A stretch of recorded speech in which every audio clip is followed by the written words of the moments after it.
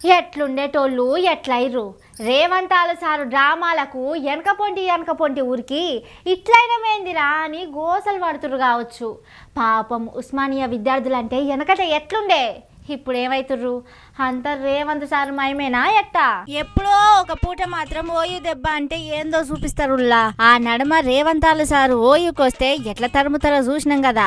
ఆ గోక అట్లుంటది ఓయు దెబ్బ అంటే. తలసాని సారు కూడా గదే చూపుతుండు.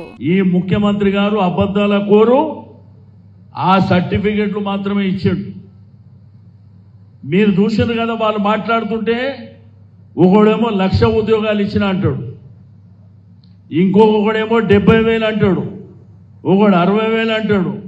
ఈ ముఖ్యమంత్రి ఏమో మీరు 2 సార్లు చూసిర్రు, 70,000 అన్నాడు ఒకసారి, 60,000 అన్నాడు ఒకసారి. కానీ వీళ్ళు ఇచ్చింది 16,978 ఉద్యోగాలు మాత్రమే అని చెప్పి నేను ఈ సందర్భంగా తెలియజేస్తా ఉన్నాను.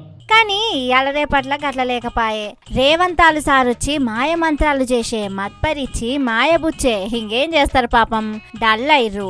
కొలువుల కోసం కొట్లాడి వీళ్ళతోని అయ్యేది కాదు సచ్చేది కాదని నీరసం వచ్చి ఇచ్చేసినట్టే ఉన్నారు. కానీ ఇండ్ల తాన బిడ్డకు కొలువు వస్తుంది, బతుకు భరోసా దొరుకుతుందని ఎంత ఆశపడుతుర్రో కదా.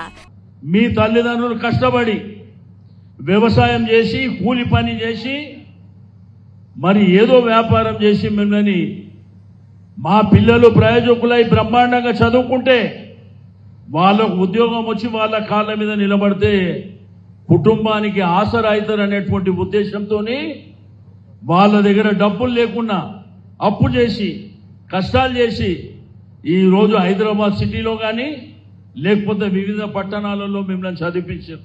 నిరుద్యోగులు ఆశాజీవులుల్లా కొలువిస్తామంటే ఆశపడతారు.